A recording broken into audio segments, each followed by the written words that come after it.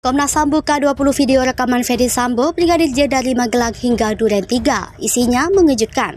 Saya perlu meluruskan juga, masih ada beredar di beberapa media yang menyebutkan bahwa CCTV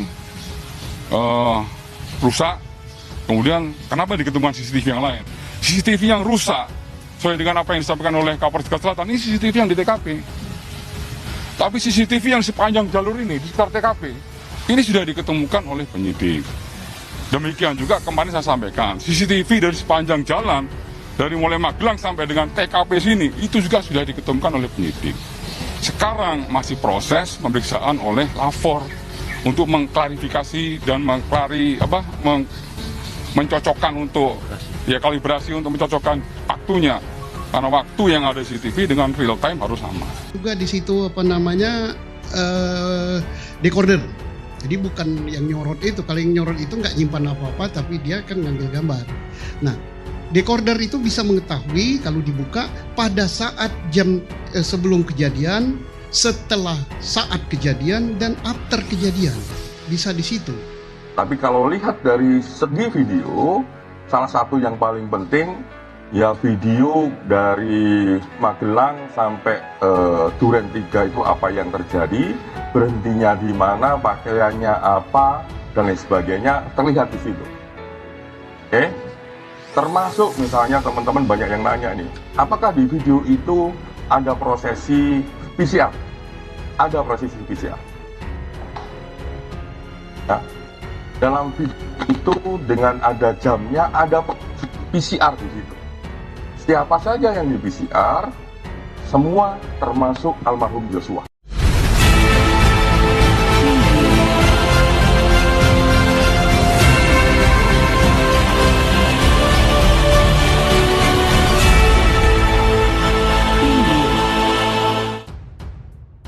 Komisi Nasional Hak Asasi Manusia telah memeriksa 20 rekaman CCTV yang tersebar di 27 titik perjalanan Brigadir J atau Brigadir Nofriansah Yosua Huta Barat dari Magelang menuju Jakarta.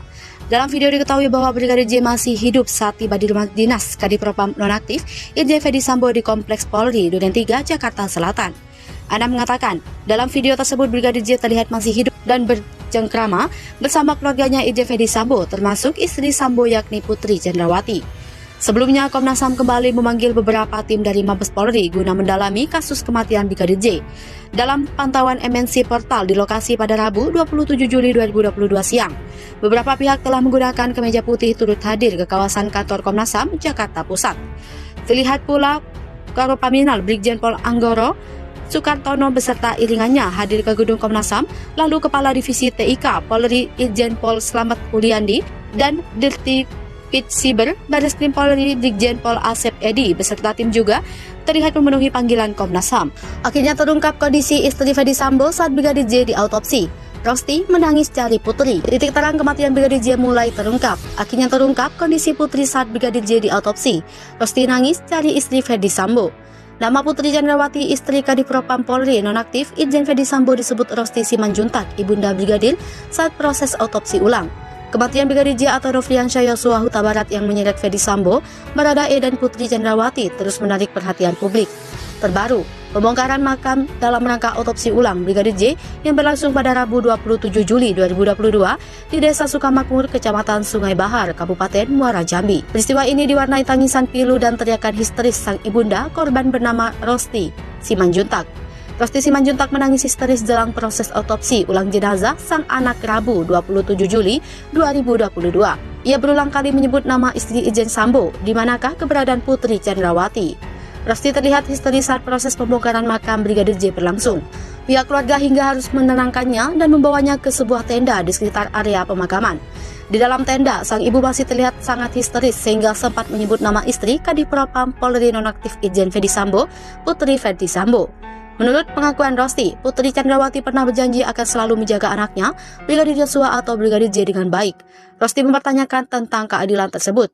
Dalam tangisannya, Rosti juga menyebut anaknya telah disiksa dan meminta pertanggungjawaban seseorang dalam kasus ini. Di mana istri Ferdy Sambo, istri Irjen Ferdy Sambo, Putri Chandrawati hari ini seharusnya menjalani pemeriksaan asesmen psikologi oleh Lembaga Perlindungan Saksi dan Korban.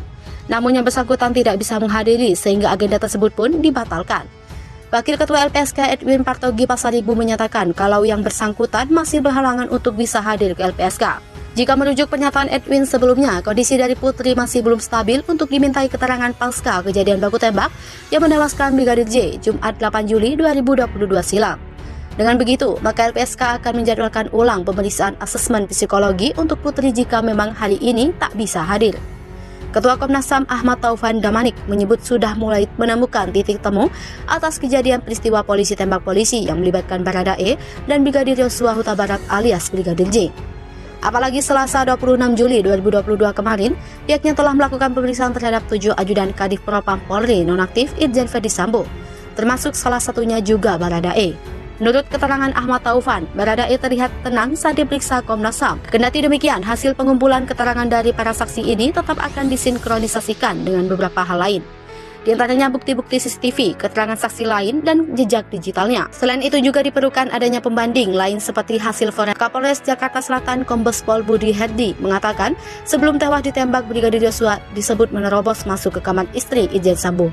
Saat itu, istri Irjen Sambo sedang beristirahat di kamar tersebut dan diduga terjadi pelecehan. Istri Irjen Ferdi Sambo pun berteriak, lantas teriakan tersebut didengar oleh Baradae yang berada di lantai 2. Hingga akhirnya insiden maut terjadi dan menewaskan Brigadir J. Ngeri, ini foto video call terakhir dengan pacar Brigadir Yosua menangis dan P. Terungkap sudah foto komunikasi terakhir antara Brigadir Yosua dengan pacar Vera Simanjuntak. Dalam foto tersebut, Brigadir Yosua dan Vera Simanjuntak tengah melakukan komunikasi video call. Terlihat Brigadir Yosua tidur di atas kasur, sedangkan Vera Simanjuntak duduk. Yang cukup mengejutkan adalah Brigadir Yosua terlihat menangis dengan mata yang sembab. Wajahnya juga menunjukkan adanya ketakutan.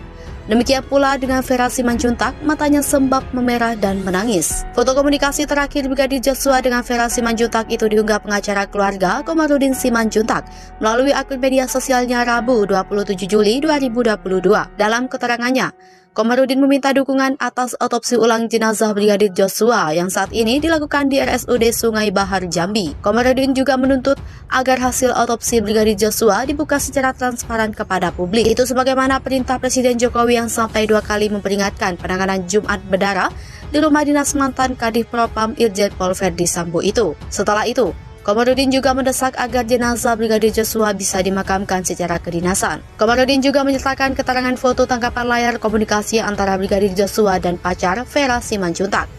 Disebutkan bahwa Brigadir Joshua saat itu menyampaikan permohonan maaf. Tidak hanya itu, Joshua juga meminta Vera Simanjuntak agar mencari pria lain sebagai pengganti Brigadir Joshua untuk jadi pendamping hidup. Komarudin juga menyebut bahwa di momen itu Brigadir Joshua secara khusus berpamitan kepada Vera Simanjuntak karena akan pergi untuk selama-lamanya karena mendapatkan ancaman pembunuhan.